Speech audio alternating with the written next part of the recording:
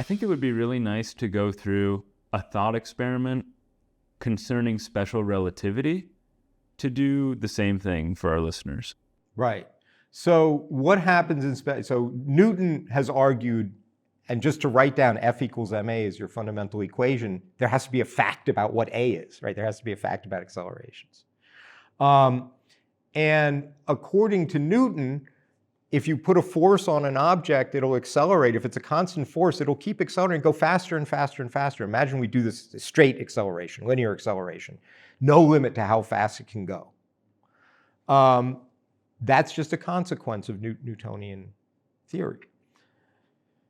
Now, in relativity, what we know is there's a sense in which the speed of light or the behavior of light or something like that, although it's not really light, this is in the space-time structure, is a kind of limit. So we could just say in terms of an experiment, suppose I take a charged particle and I start accelerating it by putting it in an electric field, like in the Stanford Linear Accelerator Center, right? They had a 2-mile-long tube. You put it on an electric field, you put a charged particle, zip, it goes down. And then you would notice that, no, I can't make it keep going faster and faster and faster, right? There's, as it goes faster, it takes more and more energy to begin with to make it go any faster at all. I can always, if I'm kind of doing a drag race between two particles, I can always make it go a little bit faster, but it gets harder and harder and harder and harder, unlike what Newton would say. He would say, add the force and you'll increase the acceleration. So that was a question, right? Why is it that there's a limit, just a limit in the lab, about how fast particles can go? And there was another, I mean, it's not as hard a question to ask, why does light always go, quote, at the same speed? What do I mean by that? Again, just think of doing a drag race, right? I have two people with flashlights, and they both press their buttons next to each other at the same time, and someone far away, do they see the light always? Does the light get to them together? If it did, then in a way, those two light beams were traveling side by side. Now, you might think, if this were, I mean, this is often an example you can use. Suppose you had two people with literally guns, right? Rifles. Side by side, they're both, I'm not going to shoot at you, both shooting at some wall over there, right? Identical rifles. They pull their triggers at the same moment. If they're just standing next to each other side by side, the bullets hit together. Now, suppose this one's, as it were, moving on a movable platform, is moving toward the wall. But again, when they're right next to each other, they both pull their triggers.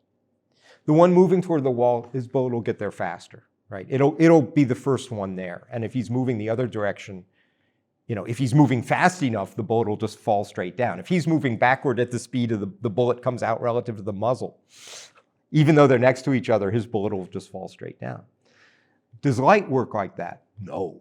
You replace these guns with flashlights. And even if this one's going really fast that way, when they push here, the light still gets there at the same time. Now, there is a difference between the light. They'll have different colors. They'll be what's called red shifted or blue shifted. So the spectrum of color will change, but the time, right, they'll hit the wall together. So there's a kind of, I mean, that is a phenomenon one can describe as the constancy of the speed of light. That is, how fast light goes, or to be more precise, the trajectory of light through space and time is independent of the state of motion of the source. That's not true for bullets. So light is clearly behaving differently than, say, bullets, archetypical particles. Doesn't seem to really be a particle. Furthermore, what you're telling me is that if I release some light at a certain point, where it's going to go, that's determined not by the state of motion of the source, it's determined by what? It's determined by the structure of space and time itself. Somehow space, if you will, space-time is telling the light where to go. How does it do that? It needs some structure to do that. So in special relativity, this is part of putting in something Newton didn't have. There's a part of the structure of space-time that's called the light cone structure, or the conformal structure. And essentially, the hypothesis is that if you're in a vacuum, so you're not being messed up by some medium, right? The light's not going through water or something like that. If you're in a vacuum and you aim some light in some direction, where it will go is determined just by the light cone structure. So that's, and that is, again, without there being anything like a medium. There's no material medium, because you're saying this will happen in a vacuum. You'll say, and by a vacuum you mean there's nothing material around. So if you ask, how does the light know where to go? The answer is, it knows where to go just because space-time itself is telling it where to go, if you will. As we said, if there's no medium like air, sound can't travel through space, right? If you ask, how does sound know where to go? The answer is it's the air that, as it were, is determining the state of the air that's determining how the sound waves propagate. But light manages to go through space in what we otherwise call a vacuum. So the determining feature is the space-time geometry itself. And that is very different than Newton. That light cone structure puts a limit on how fast you can make particles go. And there's no such limit in Newton. So I'm not sure if that exactly, helps.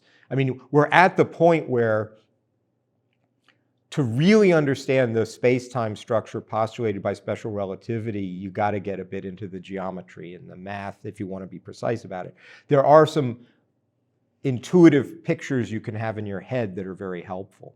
And one that is very helpful is one I'm sure everybody who's interested in this have seen pictures of light cones, right? So on the page, you have all these points, and then for each point, there's a double cone. And the cone point is this event. It has a future light cone and a past light cone. And you might say, well, what are those things? So imagine this cone point, that's an event. Imagine it's a light bulb going off.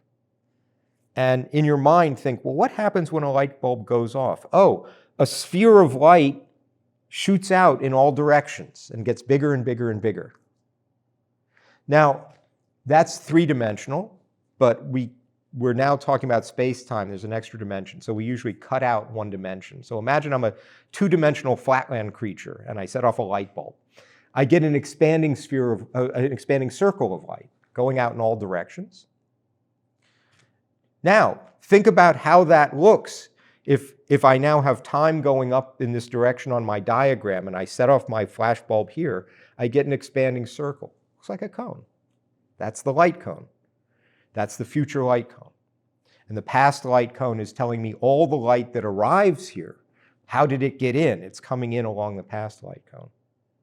So what you need is an intrinsic space-time structure that determines what these cones are.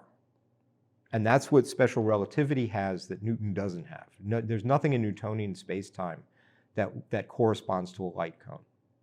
What there is in Newtonian space-time is absolute simultaneity. So if you, again, can picture this in your head, in Newton's world, if I snap my fingers, that's an event, you can perfectly well ask what else was going on in the entire universe at that moment.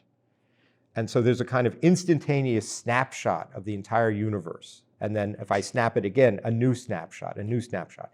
You pile up these leaves, or these planes, as it were, of absolute simultaneity. That's part of Newton's structure.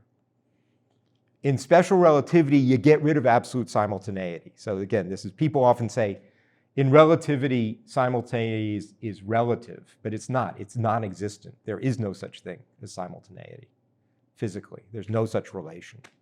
So you've gotten rid of these slices, which we call a foliation, fancy name, but you've replaced them with these light cones. But the interesting thing about the light cones is that whereas the slices, all the points on the slice are equally associated with that one slice, every light cone is only associated with a single event, the cone point, right? So I've got this double cone. That's associated with this event in space-time. And for this event in space-time, it's a different double cone. And for this event, it's a different double cone. So these are just very different structures. To understand relativity is to understand, first, what is the space-time geometry that's being postulated? And secondly, how do you write down the physics in terms of it? What physical consequences does it have? Once you've got these cones, we've already seen one consequence. I can tell you where light's going to go without talking about any medium at all. Right? If I point the flashlight this way, it's going to go off along this part of the cone. If I point it that way, it's going to go along that part of the cone in a vacuum. Newton wouldn't have anything in his theory that would tell me anything like that. So now we can start talking. Now we can talk about the so-called twins paradox or whatever you like. The main thing is to understand that these are physical phenomena, and the goal is to understand those phenomena in terms of this new space-time geometry.